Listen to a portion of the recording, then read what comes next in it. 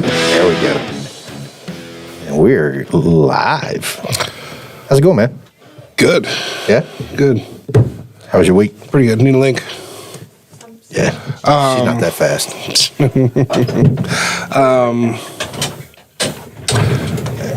That's cool. A lot of noise back there. That'd be all right. We'll live. Okay. So this is episode something. I don't even know. I quit keeping track. It's way up there. Episode more than 3. Yeah. Hopefully everything's okay. I'll find it out. Let's see. Yeah, didn't like doing a facial thing with the facial recognition on my phone. I don't have that on mine. I don't blame you. I used to like when it did the thumbprint. Yeah, I love the thumbprint. That was cool. I liked the little home button. Yeah. There's no home button anymore. Yeah, it kind of sucks. You go back to that. I would like that. Anchor, where are we? We're somewhere. There we are. All right. We are on our podcast. It says episode 25. So episode 26 is our next, is the one we're on now. Episode so 26. It's funny. I did not realize. Well, I knew we were on a bunch of different things. I thought most of our viewership were people watching. I thought most of that was on YouTube. Yeah, no. Oh, I did not know that it was not. Yeah. So I was always confused when I would get a bunch of texts and stuff. And people would be like, "Oh, hey, blah blah blah blah blah blah," asking questions, and then I'd look at it and go, "There's not that many people watching. Like, who's doing this?" Yep. And then that's when I realized later. I was even talking to a guy, Pat, a minute ago, and he was like, "Oh, I listen to it on YouTube." I think he was saying it. So not YouTube, but Apple or something. Yeah, Apple Podcast. And I was just like, I didn't even realize that people were listening. I thought for some reason YouTube was the main one, and it turns out it's by far not our main one. So it's just the one that we stream live because it allows us to stream live. Yep. So yeah, I had no idea that. So I have no idea what our actual listening this is. I literally didn't think it was that much. But then when you guys were like, "Oh, we're gonna monetize and some stuff," I was like, "What? YouTube?" No. Yeah. But I didn't realize that was YouTube. I think so YouTube's monetization policy is 15,000 subscribers, right? Which, I don't know how many we have on YouTube because I don't really pay attention to that stuff. But when we live stream to YouTube, and then when we're done, we basically upload it to our interface, which basically sends it to Spotify and to Apple and to Google Podcasts and to there's Streamlabs, and there's a bunch of different podcast places that you can go to get your fix for podcasts, and ours happens to go to all of those. And we do pretty well. Spotify isn't our best. I like Spotify because, I don't know, I like Spotify. It's easy. But that's not our best performer for where people go and listen to us. I think our Apple is, and I can't remember the other one, Google Podcast or somebody. So, yep, kind of cool. Yeah, I had no idea. Yeah. I didn't realize that. And when I found that out, I was kind of like, oh, that kind of surprising. Yep. Which was totally, because like I said, I'd get all these messages. During the day, we'd be talking to people sending me stuff. Yep. And then I'd look and go, how many people were watching? I got 20 people. And I felt like I got more than 20 messages. Oh, yeah, no. So I was always kind of confused how that was. Yep. And I know that people join and they come out and they join and they go out. Yep. And then they were saying that no, you hear a lot of different stuff from different people. So that to me was kind of interesting. I don't know why I brought that up, but well, it's it was kind of just cool. interesting to bring up. Yes. So I guess part of that too is if you're listening to this and you want to listen to another platform, there's a bunch of platforms to listen to. Yeah. And then the other thing that's really kind of cool. So we're gonna swap over to a new streaming service, basically, which will allow us to have a chat available for all the live streams. So don't we have a chat available now? We do, but it doesn't work real well. I know people. So people think I can see it. Yeah. I can't see it. Yeah, Only Anna can see it because she's on the computer. Right. So people are always telling me like, "Oh, you didn't respond," or "Do you think that was funny?" Yeah. And I'm like, "Well, that was Anna was watching. I couldn't see Right. it." So like right now, I don't think anybody's watching chat. Let's talk with each other. Yeah. No one's really watching it didn't. And when we didn't respond, it kind of went to crap real fast. So, so now we're going to move over to this new streaming platform. I'm pretty excited about it. It's going to give us the ability to remote. So we'll have new guests that don't have to come into the studio. So, it's kind of, I like being able to have the face-to-face, conversations, but I also recognize not everybody can do that. They can't come here at 7:00, and I'm pretty stoked about all of we got a pretty good lineup of people who are going to come on, who want to come on. We've had a lot of interests, and they're big name people, so I'm pretty stoked about that. And being able to do that remotely now is going to be even cooler. So. I'm looking forward to that. It's going to be neat. A lot less hassle, too. Yeah, it'll be interesting to see how it goes. I know sometimes the phone stuff kind of gets. We tried a couple of times, and it was like, yeah, this isn't going to be phone stuff though. This will be a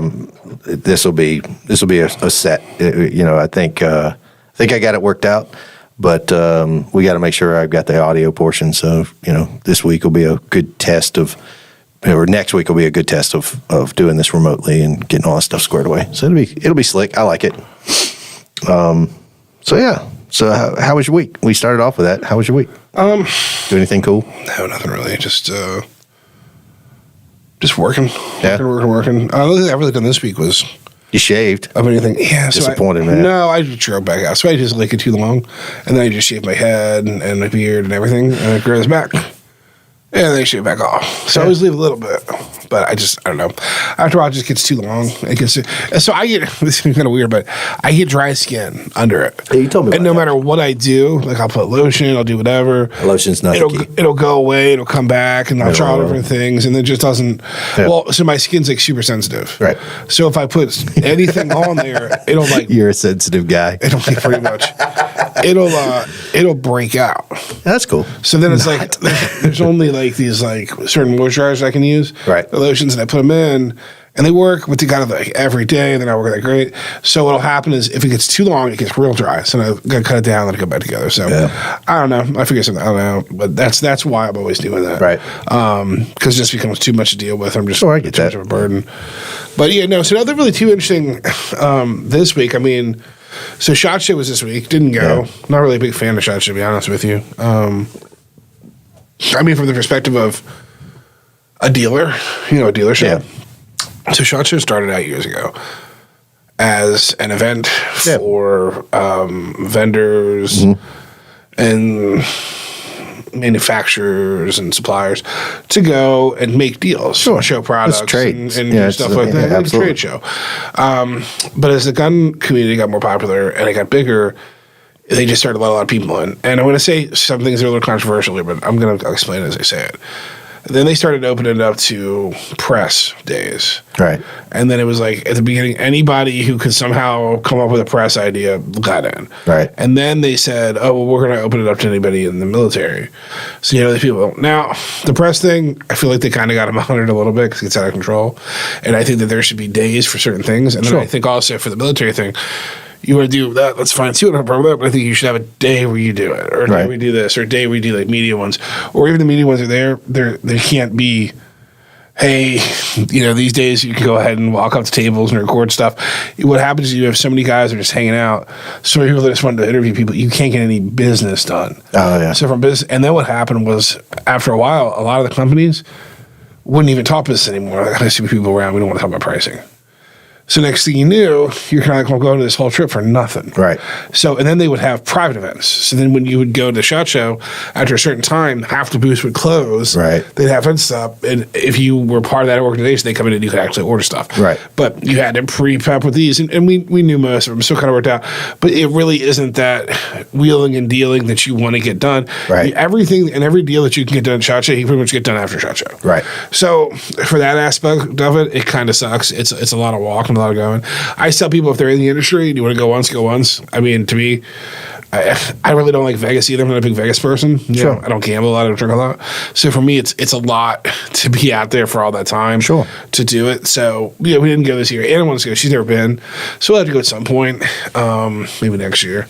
But it's definitely interesting. Now the other thing too, and again, this could cause controversy. The gun world's kind of lame right now. There's kind of not a lot of neat stuff. I mean, it's like we have all these different events and all these different shows. The Great American Show's coming up. Yep. Yet again, that's another show that there's not going to be anything innovative there. There was really nothing innovative coming out of SHOT Show that I saw. Yeah. Are there some things here and there? Yeah. Are there things that I don't necessarily follow that maybe were really cool? Probably. Well, but there wasn't a lot of shit that was like, wow, that's neat. Well, but here's the thing, and so I'll take the other stance on this, and here's my take on it is if you've got a brand new product, that's like we'll go with like Raven Crossbows, they always come out with something new, and most major products are looking to debut at SHOT Show, right? Their newest product. And the reason why they do that is because they've got they get free media attention at that point. Everybody wants to see the new thing, right?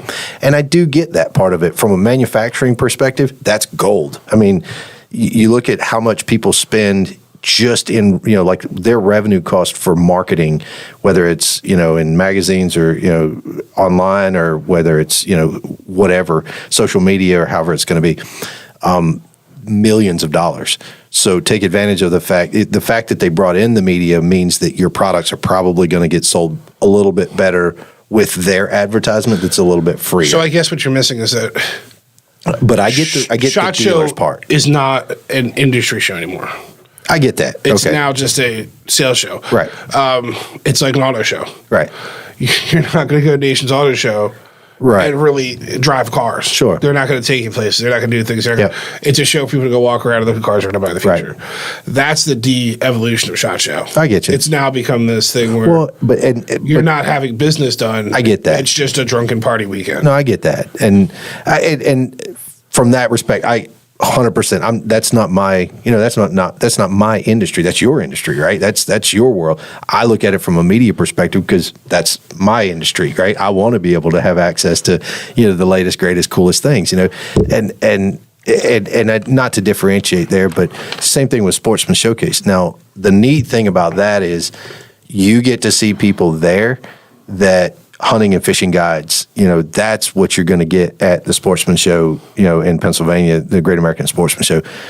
You'll see, I'm sure they have industry, stuff there as well. But I mean, that place is huge. And you're right. There's, I haven't really seen anything that's like overwhelmingly, I got to have this, or I really want to go see this. But there's a lot of people there that I want to go talk to. And like, and we're going to be there. Well, I got media passes, so, we'll be there after you just dogged on media.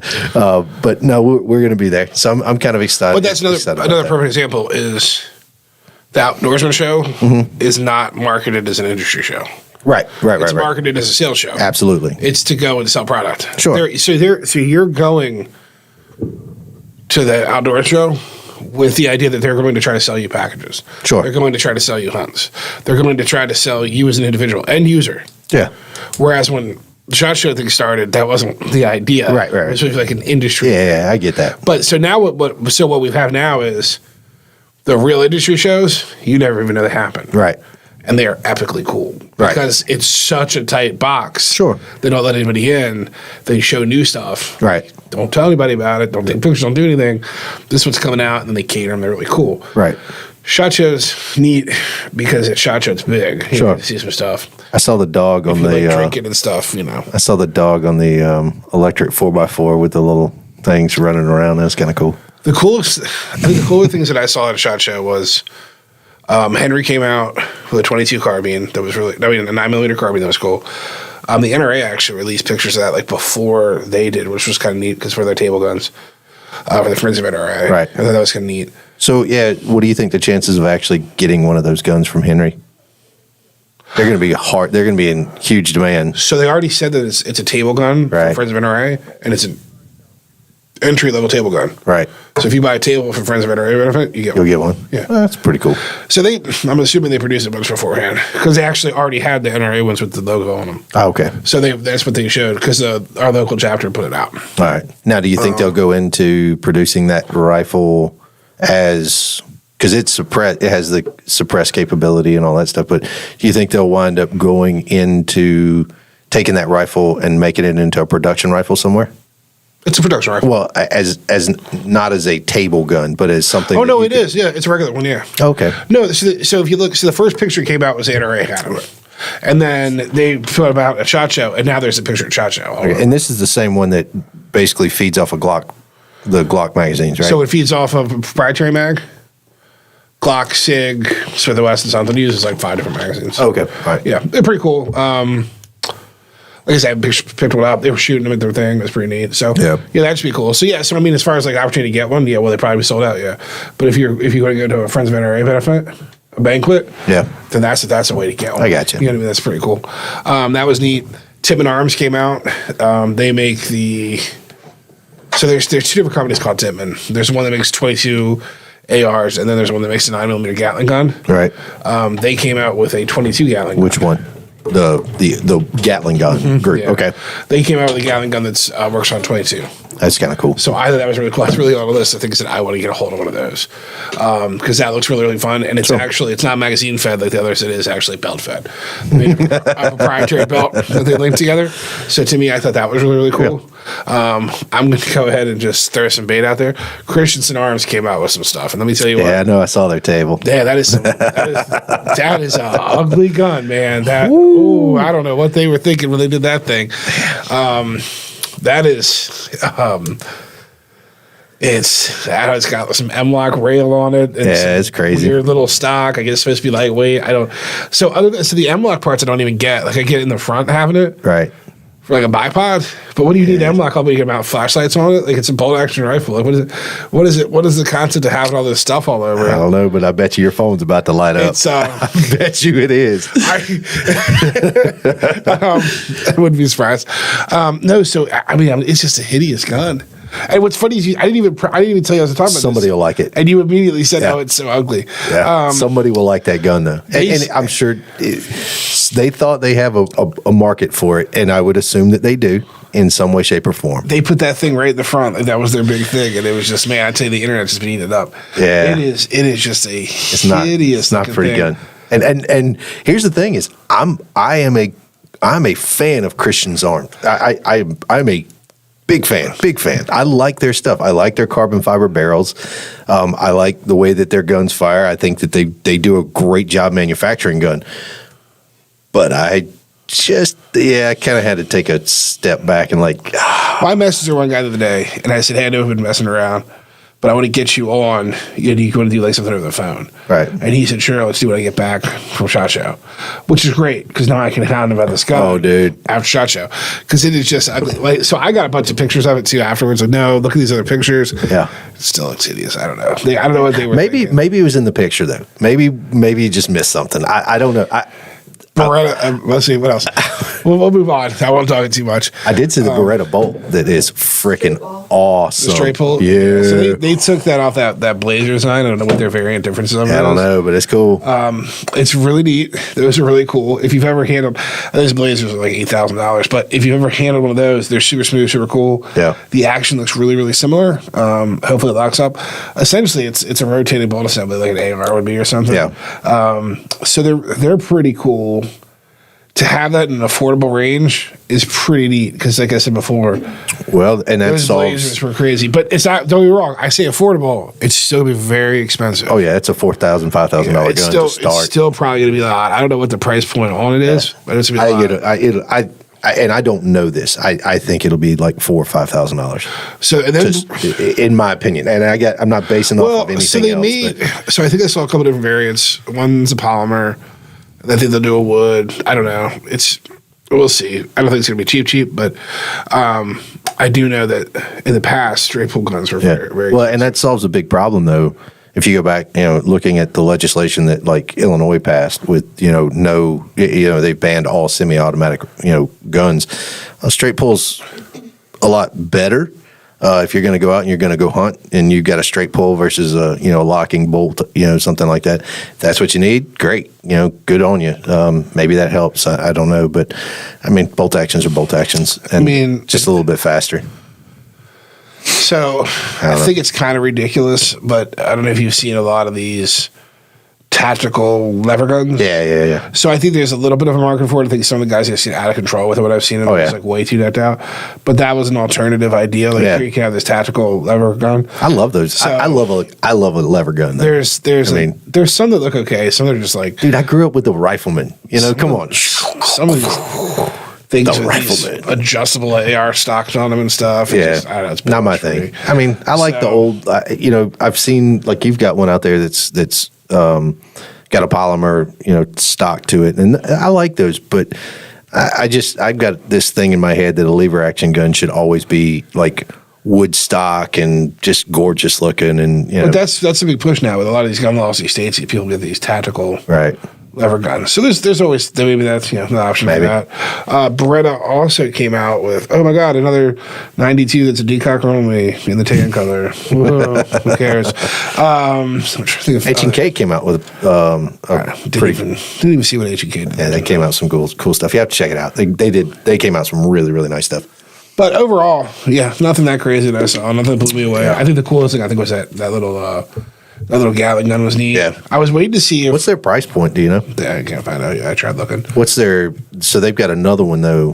Their 9mm Yeah. is or $5,000. Yeah. You And can probably get one for like 45. Yeah. So my guess would be it's not Half gonna, that. It's not going to be that much. So I'm thinking maybe 2,035 ish. Yeah. Probably range like that. That'd be I don't know. cool. I don't know what it's made out of. I don't know how heavy it is or how Either way, though, it's a lot easier to go into it shooting, pulling a Gatling gun that's a 22 than pulling, and that's a lot cheaper on the Well, the problem wallet. with the 9 too. We've had a couple come through. It's really heavy. Yeah. Yeah. I remember you Even saying for that. a 9, it's really, really, really, really heavy. Yeah. And they come with this little stand. Yeah. Those little wheels on it. And it also makes some tripod stands, which is what I would get. Mm-hmm. Put on a tripod stand if I was going to have one. But like from the one with little wheels, like at least you put it on a table, you can lay down. I don't know. So it's kind of like, It's a novelty item. to me, the 22 cents fun for a couple reasons. Not only just because 22 is cheaper, it's easier, it's fun to shoot. Yeah. It's linked. Yeah. And you can just link this thing. These links link together. Right. So every time you add one, it links together. It's not a belt. It's Right. literally links. So you could literally put 500 rounds on a link if you had enough Yeah. links and just go to town. and it's not and it's not considered a class 3 weapon at that point. Yeah, it's not. So It's not NFA. yeah, Because it's NFA. Yeah. So, but Yeah, so it's kind of some stuff coming out of coming to SHOT Show that I saw. Like I said, nothing too amazing that I noticed, and I'm sure there's stuff that I missed. I also didn't get a lot of feedback this year. Usually, years in the past, like you go online, it was all just shots. Yeah. I didn't see a lot of that. I'm sure happy that. I feel bad for the ATF agents that had their tables at the SHOT Show this year. ATF always sets up a table at SHOT Show. Yeah. I guess to answer questions. And since the whole new arm bracing came out, I can only imagine that didn't. Oh, yeah. People weren't that happy about that. So you got ATF there. You've got that issue. Then you've got the whole issue of what's the backlog on the suppressors, and Texas is still doing their made in Texas suppressors, and hell, I'm waiting on 2 suppressors, and it's the best guess is 180 days according to their website or whatever, and it's like. They keep sending you emails. Oh yeah, we're doing this to make sure that we get this through, and we're adding more people, and we've got contractors, and they're working 24/7. And I'm like, I can't understand how you can't realistically tell me that you have that amount of work to get through. And I'm sure there's a backlog. I'm sure of it, but you can't tell me if you're throwing that many people at the problem that you still have a 180-day backlog, right? You just can't tell me that. It's not going to happen. Initial backlog issue is from when they changed the law. Oh, of course, I get that. With trusts. Sure. So before, when you had a trust, you could just add people in trust all you Right. wanted, and you were good to go. That was basically doing it. They changed that around. When they changed that around, everybody tried to get as many people in a trust as they could before the law change. Right.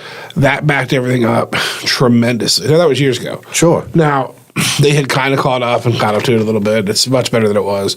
You're still not waiting a year plus like you were before. You're much less, probably about half, 6 Yeah, right months. now, according to ATF, it's 180 days. So double that, normally, whatever they say. Yeah. So, and then but the key thing now is that the problem this is where you're really going to have a problem with. So what we have now is they're banning the pistol braces. Right. They're saying there's like millions of pistol braces out there. Sure. So in order to comply, there's a couple ways you can comply. You can take your gun and turn it in the ATF. Okay. Probably wouldn't do that. And what are they going to do with it? They will destroy it. Exactly. So that's one option. And they're not going to pay you for it. The other, no. Yeah. So you have personal property that they just want you to turn in. They're not going to pay you for it, and they're going to destroy it. So that's one option. The other option is that you take the gun and send it back to configuration with a regular stock and a 16-inch barrel. Okay. And then the third option is that you can free of charge register it as a short barrel rifle through the NFA. All right. And that's going to take you how long? So let's talk about that. So let's say there's, I don't know, let's just say there's 1 million of them out there and Sure. half the people do it. That's 500,000 people Right. that just added to the list. Right. Yeah, years. Yeah. And then on top Well, of that, in the meantime, what's going to happen? You're a felon? no, you're fine. Once you've submitted your paperwork, you've submitted your paperwork. You have 120 days to comply. And by complying means either complying one of their options. or turning the paperwork in. Right. So that's where you're at. You wait. The killer with it is that no matter what you do, you're the best probably to be completely honest with me. The best thing I would do is probably just convert it back over to 16-inch barrel if you were trying to comply. Right. If you go ahead and make it an SBR, now you have to follow SBR rules. You can't take the SBRs out of state without written approval beforehand, all those kind Right. of things. Now it's an FA item. Has to have a tax stamp with it. It can't be in possession of other people. Blah, blah, blah, blah, blah, blah, blah, all that crap. It's just not worth it. Right. I don't understand the concept of it. So yeah, so expect the backlog to be the biggest backlog they've ever had. So before, when we had a backlog before that was over a year, Yeah. and that was because people were rushing at the end and they were still paying a tax stamp and everything. Sure. Now people don't have to pay a tax stamp to get their guns SBR'd. And I think a lot of people are like, oh, this is going to be great because we're going to be SBR'd. It is going to be such a long backlog. I am really amazed that this even happened. To be completely honest with you, I never thought it was going to happen. And part of the reason is because initially when you go through and you read it, it says there's no proper and proper way to shoot a pistol. So the fact that they were able to articulate that there's a proper and proper way to shoot a pistol with a shoulder Right. gun is mind-blowing. They didn't use that. Instead, what they did was they did this whole argument that it's different classifications of guns. Right. But There's like 18 lawsuits right now from this that I know of. 18 separate lawsuits. So I'm going to put it this way. Go ahead and try. But I don't think it's going to change anything. Right. And Biden's hyped about it. I mean, he's talking about even doing more gun control. Oh, yeah. So, you know, Well, look, I never thought that there would be a state that would now, granted, I'm going to go back to this, but a state that would ban semi-automatic weapons. I really didn't. Maybe California, but I really didn't think Illinois was ever going to ban semi-automatic weapons. I mean, I didn't think it happened, and it did. And it happened before California got there. That's crazy. I mean, people forget that basically guns were banned in D.C. up until recently. Well, yeah. Yeah, you can never own them, but I mean, that's. but you know there were what I few mean. and far exceptions. Yeah. So I mean, With the exception of that, I really didn't think that was something that I thought I'd ever see. I really didn't. And if it did happen, I was expecting it to be from California, not from Illinois. I think that you have two extreme sides, and I think what you have is you have states that are trying to go extremely left and states trying to go extremely right, to be extremely right or to be extremely left. I think when we look at states like New Jersey, for example, Sure. who last year changed all their laws around. Yep. No assault rifles, no this, no that, no high cap mags. Yep. They basically went from being a middle of the road kind of state to go as California legislation overnight. Right. Because they push that way. Oh, yeah. This semi-auto ban, they're pushing the far extreme way. Sure. But then we go look at the other angle of it. Texas. It's going to go the opposite way and say, well, we're just going to allow suppressors made in our state to be items that are made in our state and they can't leave the state. Right. So, yeah, they're both pushing the two extreme opposites. Sure. So, you know, what's the point of it? I don't really understand why they're, you know. Gives us something to talk about, right? What's it going to change? You know, we talk about this, and this is nothing that people haven't heard before. This is being a dead horse, but the real reality is it can be guns, it can be knives, it can be bricks, whatever it is. People are going to kill each other. People are going to fight. Yep. People are going to do these things. It happens in Europe still. I mean, they're in England. They're banning knives. Yeah. You know, you can't even have kitchen knives anymore. Yeah. They still have violence. So let's pick up a hammer, They still right? have gun Yeah. violence. Yeah. And they still have all these issues that they've Yeah. always had. I get it. It never goes away. People who want to be violent will be violent, and they're not going to care of the laws. I mean, there's a whole group of people that are sitting in prison that grabbed a gun to, and did whatever they did with that gun, right? And most of them were prior felons. They knew they weren't supposed to do it. What do you think they're going to stop and say? Hey, here's this. I'm a felon, or I'm this person, or I've got all this crap against me. Do you think they gave it a half a second to stop and think, oh, wait, I'm doing something illegal on top of something else that I'm doing illegal. So I'm just going to go do it anyway. I shouldn't do that part of it. I'm just going to do this part of it. No. So here's the frightening part about some of this stuff. So Joe Biden gets on, and he just recently talked about this gun control. He's talking about during Martin Luther King Day, and he's using Martin Luther King Day as a platform for gun control. Why that? It was during a speech for Martin Luther King he was talking about. Right. And he's talking about gun control, and he's saying, why do people need it? It's the same thing he always says. Why do you need a Big Mag? Why do you need an AR-15? Why do you need to shoot a deer 30 times? And he goes back to this rhetoric that the Second Amendment's about hunting, which is not what it's about. No, it's not. And then he goes and says, anybody who wants a gun for tyranny, that's afraid of the government taking over, well, you might as well go get yourself an F-15. Yeah, he says 15. Oh, yeah. Okay. So he goes, you get yourself some F-15s because Yeah. I don't think people understand how ridiculous of a comment that is and how scary of a comment that is. He's essentially saying to you, I don't give a shit what you do. Well, if I don't like what you're doing in this country, we'll attack you with military equipment. Right. I mean, that's basically what it is. It's a threat from the president saying, oh, if you think you can defend yourself, I'll just use the military against you. Right. That's the most tyrannic thing I've ever heard. Oh, yeah. And people are like, oh, well, it's just Biden saying this, that, or the other. It doesn't matter. It was said. So the thing about it is that if you look at the way, communism and some of the things that have happened over the years, or how we can use, numerous accounts. It all happens the same way. But these things, they take away slowly. Sure. And they go in and they take away the church from you know what I mean? And they take away meeting places, and they take away guns. Right. And then next thing you know, you're in some forced labor camp. Because that's how it works. Yeah. You know what I mean? They slowly do these things. And it's funny because, what's the big push to take your guns away? What is there other than this, there's violence? There's got to be more of a reason. They spend so much time concerning about it. What's the real reason, And it always makes you wonder, they want to take it away so that you can defend yourself. And I'm not one to sit here and be a fearmonger. I never have. Even selling guns, people are, if somebody came in today to me now and was like, I want to buy an AR-15, should I buy one right now because they're going to get banned? No. If you wanted to buy when you were thinking about doing it, and you were really serious, buy it now. Prices are still decent. They might go up, as things go up. Right. But I'm not going to say you got to buy it now or tomorrow. It's going to be crazy. That's just never been my market. Well, and some people look at it as, hey, it's an investment, right? I know that somebody's going to get, there's going to be this big fear that, they're going to take them away so I can sell it to somebody. You have people like that, then that's cool. Great. If that's your niche, great. If it's not your niche, great. If you just want to own one for the sake of owning one, then great, go own one. Here's a perfect example of that. Okay, first off, this is what I want to tell people. They're going to be really careful when you say things. Not you, but just in general. The ATF deems that you cannot buy a firearm with the intent to resell the firearm, right? Without having a federal firearms license. Doesn't mean you can't sell a gun. If you have a gun of your own, you can sell it. So your property you can sell, but you can't buy it with the sole intention of selling it. Yes. So I tell people, you're like, I would buy this gun, I'll sell it later. But don't say shit like that, because that's the actual true definition. Now, we talked before about this, how they never enforced any of that over the years, which has been mind-blowing to me, but so when we had that was last week. Yeah, we talked about that. Yeah. So when we had the Hillary Trump election, right?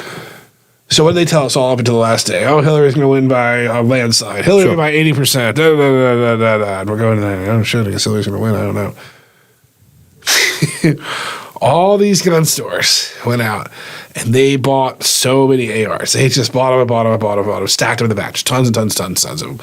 While the pricing was low, and as the pricing went up, because as it got higher, it went up. And they started to sit on hundreds and hundreds of guns, tons of them. Sure. I didn't do that. For a couple reasons we didn't do that. First off, we're going to spend money on it.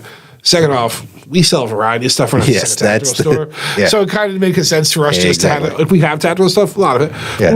You have a different section in here just for it. Set up all over the place. So literally, for us just to do that didn't make a lot of sense. But on top of that, I just knew in my mind a couple of things. Well, even if she does get elected and she outlaws it, she would be stuck with it. So these were all thoughts. So of course I didn't do that. But I was like the only person that did. So what happened was overnight, what happened? Trump won. Right. Now, it was the weirdest thing was that a lot of people had saved money Right. It was like nobody believed the media. When the media was like, "Oh, she's going to win, she's going to win," it was like it was there, and you were concerned about it. Right. Everybody was like, "I'm not going to buy the gun yet. Let me see what happens." So they sat on this money, and they waited, and they waited, they waited, they waited. And then when he won, they were like, "Oh, well, I guess I don't need to buy a gun." And two things happened. We sold very, very high-end guns. Right. Some guys that were like, "Oh, man, I saved this money. I'm going to buy something really cool." Absolutely. But we didn't sell any ARs. We didn't sell cheap ones. Right. It just wasn't a part because people had kind of already been stacked on that. Right. But what happened was, and this is where it was really interesting, all of a sudden, these gun shops had them. So let's say we're just making up numbers. Let's say they bought some ARs for $500, okay? Right. And they bought them all. And the next day, they're like, "Oh, shit, we got a ton of these things. I don't know, sell them for $600. We'll make $100 off a gun." Like, okay, cool. Well, they thought they were going to double or triple the money. So they put it up for $600. So does every other store in town. Yep. Puts it for $600. Well, shit, dude. Hey, sell them for $500. Let's just make our money back. Right. And walk away from it. Yeah. So what happens? We got a lot invested in it. Everybody drops theirs down to $500. Now they can't sell them. Right. Now they're like, well, how much am I willing to lose Yeah, to get no. some return back so I can sell mine before he sells his? Right. And all of a sudden, they were us, but they were selling guns for under what they bought them for. So when people are like, "I got this whole plan, I'm going to buy these guns and this, that, and the other," there's certain guns that are collectible. Right. You know, that are really well-made Yeah. things and beautiful Yeah. things and things that I bought over the years that I know Yeah. have a value for what they are. Sure. Not a fear value. Sure. And when you buy I like these, that fear value. you buy these guns and this idea they're going to take away, you Oh can yeah, get them. yeah. If you're buying a gun because you're fearful that it's not going to be around, probably not the best reason to buy a gun. It is my opinion. I really don't. I don't think so. Yeah. You know, here's my thing: is I go in. You know the kind of guns that I own. I use all of my guns. I use them for I have a purpose. You know, I hunt. You know. And Plumbing. Plumbing. Gun, hunting gun, I'm not that bad yet. one gun for yard work. But no, I've got a rifle for small game. I've got a rifle for medium sized game. I've got a rifle for big game. I've got a shotgun for ducks. I've got a shotgun for turkeys.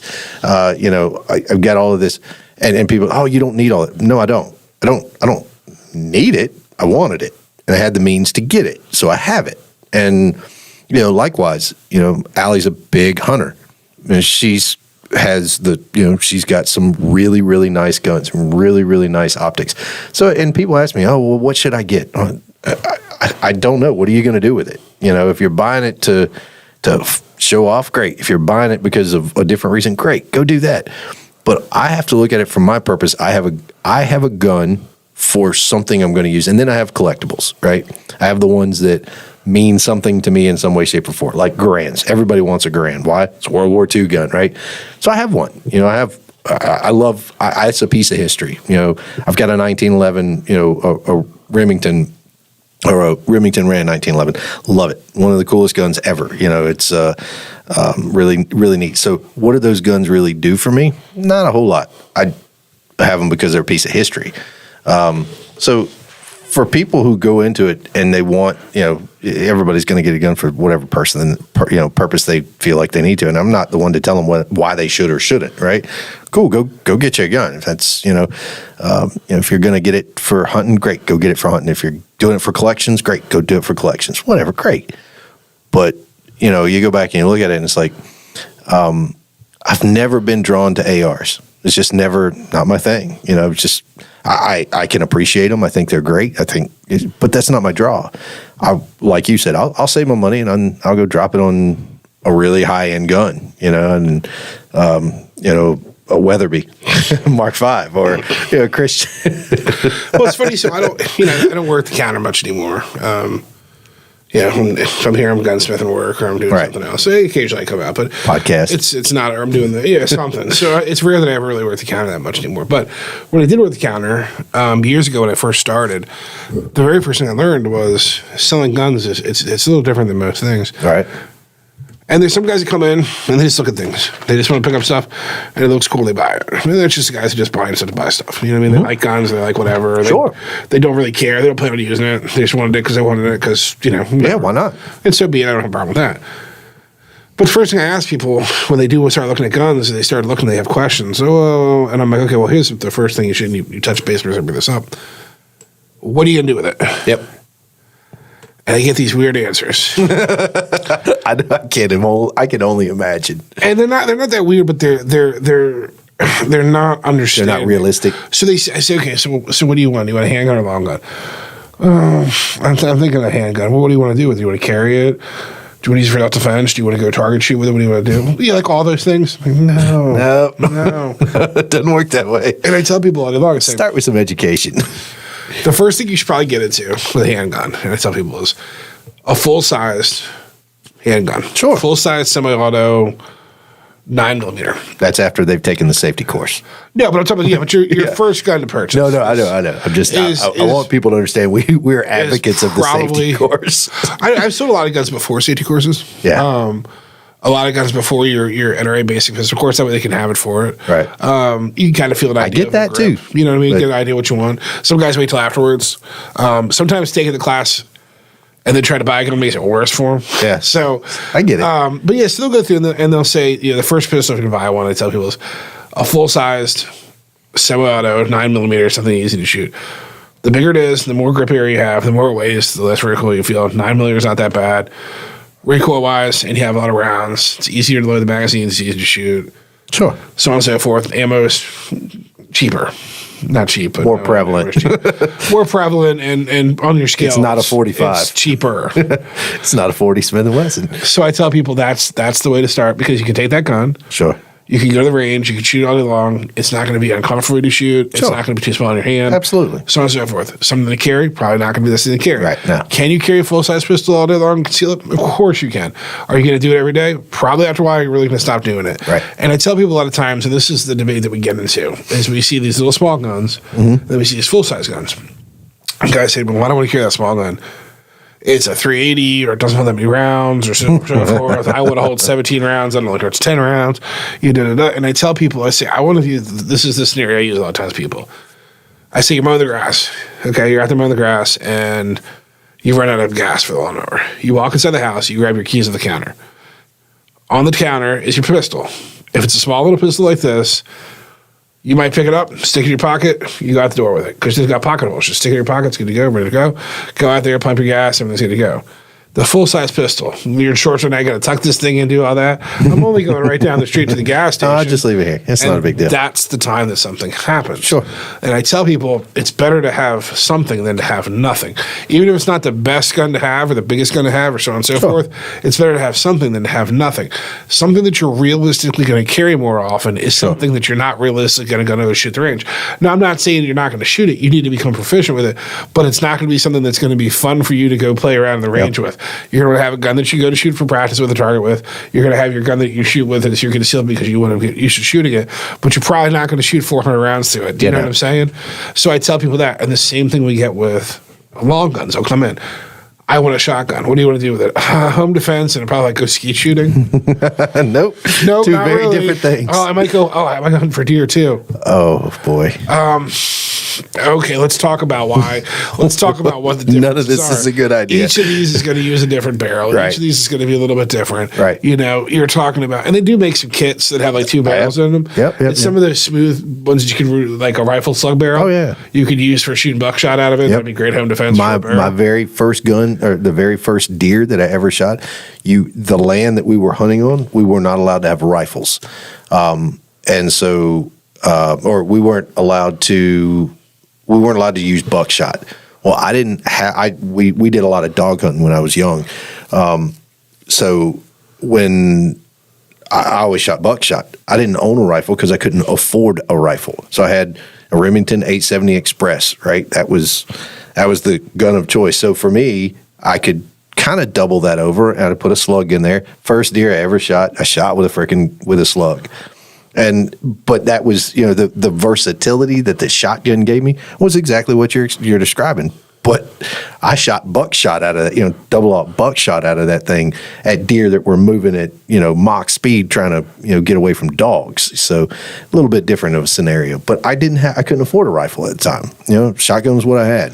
But I tell people, you just got to be specific. But it's not, I'm not taking that same gun for what you want to do. You know what I mean? You want to do this, you want to do that. Got to have a purpose. Like I said, they have some of the different barrel sets. But I'm not saying that you couldn't defend yourself with birdshot. Right. Oh, you could. But you don't want to go walk through your house with the 30-inch Sparrow. Exactly. It's going to be so hard to do. Yeah. And then too, I tell people a lot of times, and I tell people, I said, you need to be honest with me and answer me this question. Are you going to go to the range and shoot this gun? Yeah, no. Are you going to take the time to become proficient with it? If you are and you're getting that business, that's great. Let's get you into semi-auto striker fire. We're going to teach you how to deal with malfunctions. We're going to teach you how to load it. We're going to teach you how to do these things. Great. If you're not, you don't feel like doing that, you can be honest with me and say you don't want to, but you want a gun. Here's a revolver. Right. If it doesn't shoot, keep squeezing the trigger. It's going to shoot. You know what I'm saying? Squeezing. Keep squeezing. So I tell people all day long is that you have to be honest with yourself about what you're actually going to do. And are you actually going to pull that trigger? Are you going to, is it there? Is it something that just makes you feel better because it's there? Yeah. So be it, whatever it is. Cool. I'm not here to pick and decide what you do with your gun. Right, absolutely. But the reality is, if you want my opinion, now, and I'll say this too about working at a gun store, there's different ways that you deal with things. And I always like the idea that every time a customer walks in the door, I try to acknowledge they came in the door. Hey, how's it going? Hey, I see you. Da, da, da. They walk the counter. If there's anything you want to see, tell me. Or you look for something special. Da, da, da. If not, tell me I'm still around. Da, da, da. I'll leave you alone. You know what I mean? Sure. Ask me a question. You want to learn something? I'll inform you. Okay, that's fine. Let's see you're talking to me, say something wrong. You pick it up. You go, oh, this is, they pick up, I don't know, this is 1911 or something. Oh, yeah, that's a 357 Magnum. Well, it could be Coonan, but it's a Coonan is a Magnum. Yeah. But they go and I go, well, no, it's a 45. And the guy's like, well, no, it's a 357. Da, da, da, da, da. No, it says right in the barrel. It's right here. Da, da, da, da. That's it. Okay, cool. It's 357. I'm not arguing with you anymore. It's not my place. And I don't understand when people do that. Like I see guys in stores start arguing with the customer. I'm like, if they think they're right, they're right. They think they're talking about it, they're talking about it. I can't tell you how many times guys came in and I tried over and over and over to be like, hey, that's not what you think it is. Yeah. And then they leave, they come in, this isn't what they thought it was. Well, because you didn't listen to me. Yeah, yeah. Do you know what I mean? Yep. So that's another part too. There's a bit of an ego thing when it comes to guns. And this has been one of the biggest eye-opening experiences for me because I didn't grow up in the gun industry, right? You did. I didn't. And my knowledge on firearms is, just considerably less than what yours is. And I have no problems saying I don't know something. But being here in the shop and being around the people who come in, and you see people who walk in and they don't want to acknowledge that they're wrong or they don't know something. Look, I'm the first one to tell you. Look, dude, I had no idea. I don't know what that is. I have no clue. I might have I might have an idea of what it is, and I might be wrong. And somebody says I'm wrong. Okay, cool. All right, I'm wrong. But I have noticed that is something when people walk in this door. I see a lot of that. I see, and not to discredit any of your customers or people who come in, but I don't understand. I mean, I could see that would be incredibly frustrating for me if I was in your situation, having somebody who doesn't want to admit that they're wrong or doesn't want to admit that they don't know something. And I'm like, and then you have the whole Anna perspective too, where they don't want to listen to a girl. Yeah, it's a big one, and that's always pretty funny. Yep. Oh yeah. A lot of times, I know she knows, especially like she's really knowledgeable with like Smith & Wessons. Yeah. Oh yeah. Smith & Wesson revolvers. Mm-hmm. Like, she's like, oh, it's a 19-4. Yeah, you didn't even open it yet. I can tell it is. Okay, great. I can't tell those. I'm not that great with them. And I understand it's just from knowing them, after a while. Of course. But she gets it. And people just think she's like making it up. I'm like, no, she knows. Or they'll ask me something. I'm like, go ask her. Yeah. They're like, well, I'm like, I don't know. She's the one that really knows that stuff. Yep. And that, for some reason, is an offsetting thing. I think people just take guns as maybe it's like a manly thing to know what they're talking about or whatever. But then you see, but there is the opposite side of the spectrum. They walk in, they're like, here, Mark, I don't know, it's not working. Yeah. I'm like, okay, cool. Or, hey, I got somebody, what should I buy? Yeah. Why? Okay, you're right. That is cool. That's what I want. You know what I mean? Cool. So it's kind of. But that's the other part of this shop, especially this shop. The people who come in here. You got a lot of repeat customers who come in and they're religious about coming here. And I could name several. I won't, but I can name several who are very regulars that come in here, and they trust you. They say, hey, I like when I come in. First thing I do, I look up what's up there on the wall. All right, this is cool. What's that? Oh, let me see that. Did you see that giant gun on the wall today? What's that? That giant. I rifle? did. I don't know what it is. I don't know what it is, but I saw it. I even since the battle, I was like, what is that thing? Let's look at that after. Maybe I'll bring that in a minute. I don't know, because Anna was looking at, or Anna went to go grab you something to eat, and I didn't get a chance to ask. But I'm looking at this, I'm like, ooh, that's cool. But you notice it, right? Yeah. And a lot of times I walk in, and Anna will have something that's like, oh, hey, take a look at this, because she, I've been here enough. She knows what I like. You got to see this. This is super cool. Or you'll come up, hey, did you see this up there? There's this blah, blah, blah, blah, blah. I'm like, yeah, that's really, really cool. So it's cool to see that. And that's the advantage of coming into a local gun store, because you won't get that. You never got it at Dick's. I mean, and you will never get that at Bass Pro or Cabela's or any of the big box stores. You just don't have that capability there. But you'll also never see half of the stuff that I've seen come across over here on your wall. Oh, some of the rare stuff that comes through. Yeah, it's so cool. The Johnson. I had another one coming. No. Yeah. We got another one coming on Friday. How fast you think that'll sell? So he brought it in. He's hemming and hawing about selling it. He wants to sell it, but he doesn't like the realistic idea. So it's not worth as much. So he'd seen the other one on the wall, because we sold that one for like $7,500 or even more. But his it's rough. No, it's not unnecessarily rough for the time. No. I get it. It's an old gun. Yeah. It's rough, but it's tough. But it's not like the other one was. So you know what though? I bet you. Here's my thing. Whatever price, if he decides to sell it and puts it on here, I'd be willing to bet you as many people who looked at the last one. If they could get it a little bit cheaper, I guarantee you that thing would fly off the wall. I told him that was a killer. The killer with it is it's cheaper. It's significantly cheaper. Yeah. But it's significantly worse shape. But the thing is, if your collection of stuff is in really good shape, it's going to be the one eyesore piece that's not in great shape. But at the same hand, it's yet again something that you're never going to see. Exactly. The fact that we had two of them in a year, that's phenomenal. Well, it was like when somebody, we had a Dragunov in the store, a real Dragunov for SVT. Yeah. There was a third one we'd had that year. People were like, how do you get these things? One of them was brand new. It had never been fired. We took it out of the box, out of the factory wrapping, and put it in the case. Wow, that's crazy. I mean, I remember, I think I was here for that. Just crazy, crazy stuff. I don't remember, but yeah, I think it was early. Yeah. It was a Chinese one. It wasn't a Russian one. Yeah. Because we had two Russian ones and a Chinese one. Yeah. And it was just the stuff we get. You never know. And I mean, we just got a call. Like we got a call the other day where a guy was like, "Hey, man, I haven't been around. I meant to bring you guys stuff. I got I don't know, a whole bunch of guns I want to bring in." Right. Yeah. And we get those calls and they come in, and sometimes they come in, sometimes they don't. Sometimes they come in like a month later. So that's coming the same day.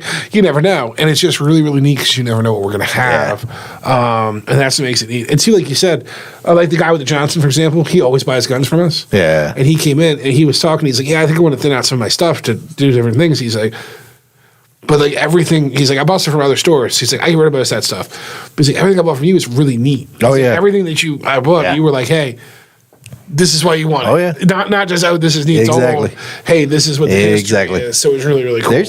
That 243 Libra action that you got out there is freaking amazing. I can't believe that's still here. I can't either. I mean, I don't shoot 243. I can't use it for anything, or else that would have gone home with me in a freaking heartbeat. The weirdest thing about that gun is that it's a 243. Yeah. That's what makes it so cool. But I can't use it for anything. I mean, if I was doing more hunting down south, I'd probably, I'd look at it. But, a 243 lever action is just insane. So speaking of this, it's really funny, especially if you know guns at all. This guy comes in not too long ago. And to me, this is just humorous. He comes in and he says, what's that lever gun? It wasn't that one. It was a 30-30. And then he gets handed to him, it's a 30-30. He's like, "Oh, it's a 30-30. And I'm standing on the other side of the counter. I don't think he knows I even work here. You know what I mean? I'm just standing there. I don't think this is my store. And we're standing there, and here we go. We got a gun of the day. I have no idea what it is. Is this gun of the day? It is. Great. I don't even know what it is. This is a true non-cheating gun of the day. I have no idea what's in this box. Oh boy, this could be fun. Well, thank you. Normally I have a little of that. He brought it in. We got to tell him thank you. He didn't want to talk to us. Okay. So normally I have a little bit of a. Yeah, you got nothing. He tells me an idea of what's coming. We have enough time. Yeah, but notice he comes in and he says, "What is it?" And they go, "It's a 30-30." And he goes, "Oh." He goes, "It's weird. That's a 30-30. I've never seen a 30-30 lever." And we said, "What?" And he goes, "Yeah, I only see it with bolt action." And I was like. Oh. He walked us through. I had to Google bolt action lever, and I found like 2. I was gonna say I don't know that I've ever seen a bolt action 3030 in my life. Sorry, it would not, be if not I saw bolt action one. lever, bolt action 3030. Oh, yeah. So they do. So that's the idea. The 3030 is that rim case. Yeah. For a lever gun. So they do make a bolt action, but it's kind of like the Mosin and Gauntz. You know how it has that. This has got the lip. It's a 760. A 54R, so for rimmed, and it's a rim cartridge. So yeah, when he said that, I was just like, "Oh, what?" Now So I got to Google this. those are the kind of things you're like, I've never seen one that wasn't a lever gun. All right. So while you're opening up that, I'm going to kind of go through this real quick. So, folks, we will be at the Great American Outdoor Show. And we're going to be. I'm going to be there at least on that Monday. Yeah, Anna said y'all are going to be out there on Monday. I'm going to be there that weekend. So I'm going to go ahead of time because we're closed on Monday. Yep. So I'm going to go on Monday because it's Monday. Yep. And it's much slower on Monday. Yeah. Unfortunately, I've got some stuff packed. So I know. Packed in. So I know. I did reach out to the guys from. We were just talking about the ugly ass gun. Oh, Christian. Christian said that they're not going to be there. Yeah. At least not the guys I know. And then I have. They got a booth. They're scheduled to have a booth there. It's just not your guys. I got you. Yeah. There. And then so I'm not gonna. I'll wait till the guys we know. And then I know 2 deer farms out there. Okay. We were reaching out to. I haven't talked to them in a while. We used to sell guns to them with those crazy racks. Yep. And the way they breed them back and back and back and back. Oh yeah. And then they hunt them out there. I mean, I guess it's not the most. That's not my thing. But It's not the most sportsman thing, but Yeah. this is like 3rd generation of doing it. Yeah. So I can appreciate the coolness. Oh, I get it. So we're going to do that, and then we got we're going to be at the one of the people that we're going to have on is the president for the National Wild Turkey Federation for the National Capital Region. He's going to come on. I'm looking forward to talking to him. We'll get we're going to do better about getting the people that are coming on, who's going to be on, when they're going to be on. That's going to be posted on the website, and we're going to put it out on social media, so we'll have that there. And then, so that's one of those other things. So now, let's see what you got. We got a bunch of people too still. Oh yeah, we got a laundry list. We talked to Dan Adler, who owns Diamond Outfitters. He's looking at coming on. He's a big time. I mean, that's a massive outfitter out in Arizona, New Mexico area. He's also a veteran, really good guy. I've talked to him several times. So we got to figure out when he's going to be here. We got a couple of folks that have our chefs. We talked about that last week. We're going to get them scheduled to come on. Scott from Molt Gear, we're going to have him on. He makes some of the best goose calls that I think I've ever messed with. So we got to get that timing scheduled. And, we've got a lot of really, really cool stuff coming up for this year. We're going to be a little bit better organized now that we've got almost a year under our belt. Well, if we can start doing some of these. And that's the other thing. Our format's going to change. It'll be nice because it's tough for these guys right now to get out of here. So next week, you'll see a little bit of a change. We're going to try some remote stuff. We're going to try getting some neat stuff going on with bringing more people in from a video perspective. So stay tuned on that one. I think I got that one knocked out, and it's going to be really cool. Because we still got some of the fishing guides coming in, and then guy from one of the companies that makes solvents, cleaners is coming in, and then the guys from Christian will come in, and we just got to get them all scheduled, and we'll put that all up. All that stuff. So we got a bunch of people coming in, and we got somebody who's willing to schedule our people. So we got a calendar now. It's going to be really cool and it's going to be slick. So this is a SIG box. Yeah, I like the old boxes better, but whatever. Oh, that's not a bad box. Yeah, the old boxes are better. So is this gun for sale, by the way? Yes. All right, so this one's this is for sale. Mm-hmm. Okay.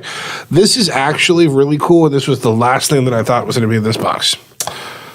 So nowadays, everybody's in the 320 mode. So I thought this was going to be a 320 for sure, because all I saw was 9mm pistol. Yeah, that's not a 320. This is not a 320. This is a 229, I believe. Yep, it's 229.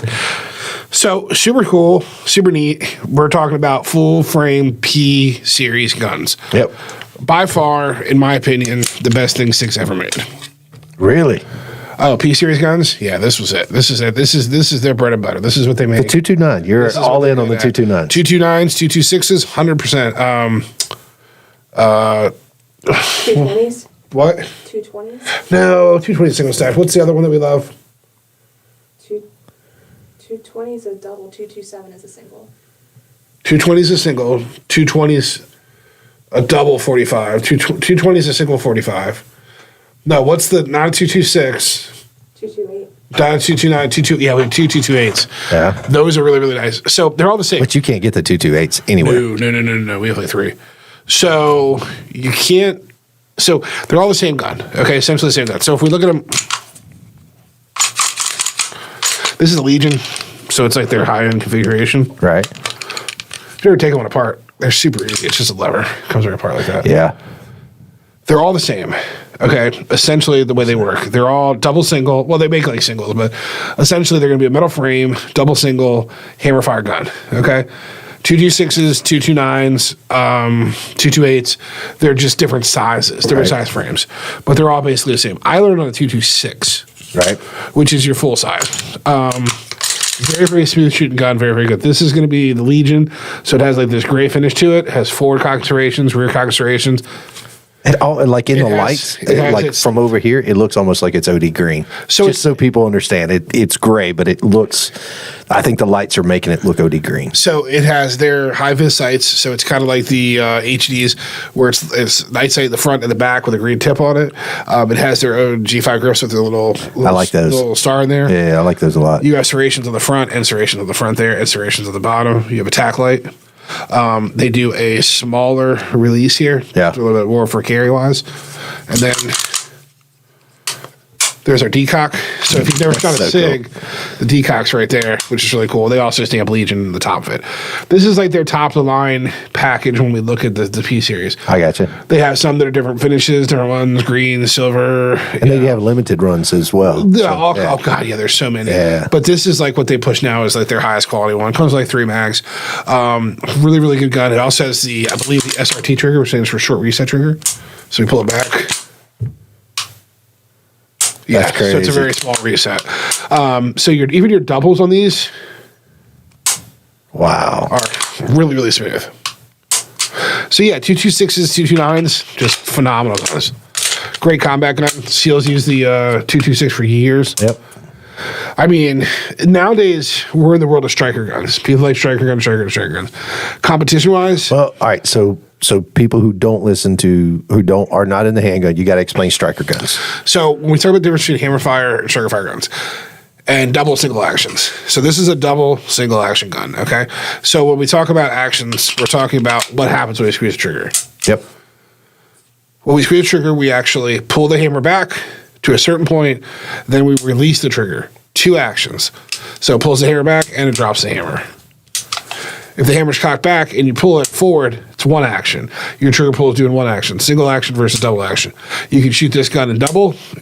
It'll cock itself. It'll cock itself back and you can fire another round. It'll keep going like this. Or if you wanted, when you first shot it, you can pull it back and shoot it that way. So that's your double or single action. That's cool. bullet pass. They make some of these in double action only. They make some in single action only as well. But your common configuration is going to be with this decock and double single. Striker fire guns don't have a hammer. Right. Instead, they have what they call a striker, but basically it's like a firing pin. Sure. It's going to come back. It's going to be pulled back. It's under tension the entire time. Gotcha. If the side's forward, it's under It's tension. under tension. When you release it, it strikes it forward and it goes down. It's all internal. You don't see the hammer. Sure. That's the difference. So hammer fire versus striker fire. This gun right now, no safeties in these. Okay? Yep. The reason that you wouldn't have a safety in a double single gun is because at single you could easily set the trigger off. Sure. But a double, it's not going. You know, you got to actually You got to work at it. So the idea is if you were carrying this as a duty gun or something like that, and you pulled it out and you came out of your holster, you literally have to press it back all the way. I mean, you're going all the way back for your first round goes off. Gotcha. Let's go that way. Or if it comes out and you went into single action, you're going to do something. When you come out of it, you can then hit the decock and safely decock it. So that's part of the double single action idea. This one also has a big beaver tail on it, so you have to protect your hand there. It's a good grip to it. Overall, the P series guns are great. This coating that they do with the Legion, the little features that the Legion have, I mean, just a phenomenal gun all the way around. When you get the gun, you can mail it to SIG. There's like a little card in here, and they'll send you another case that's like a salt patty case, and you put your gun in there, and it comes with a challenge coin. Oh, that's cool. It's like part of their SIG Legion program. Yeah. You can like buy specialty Legion stuff that other people can't buy. But overall, if you want a gun if you want to buy a SIG 226 or 229 that's already decked out, Right. there it is. It's just, I mean, that's got everything you could ever want on it. So really, really cool. P series guns. You know, nowadays That's a sick gun. People I like it. People are all about, they want faster. So like in competition, you don't see a lot of hammer guns anymore. Sure. Because the striker fire guns are a little quicker out the draw, and the single action guns, you don't see a lot of this. But really, I depend my life on it. Oh yeah, yeah, for sure. 100%. Absolutely. SIG makes a really good gun, really nice tight tolerances to it, machined really well, steel slide, alloy frame. It's heavy. It's not crazy heavy. Yeah, it's got some heft to it, but it's not bad. I like it. 226 is kind of like a 19, like Sure. a Glock 19 would be.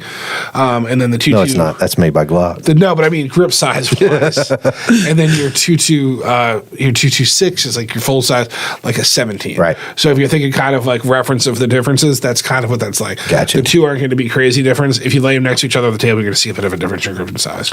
And that's your P series and that. And like she said, there's a bunch of P series guns. Even the 320s, I don't consider them a P series, even though there's a P320. Your P series are going to be like your metal frame guns. Sure. So you'll have, like she said, and then they make them in 45 and 40 and 357 SIG. So you'll see them all over the place. And that's what 9. This is 9. Yeah. So if I was going to buy this would be what I would buy. Well, I would actually buy a 226.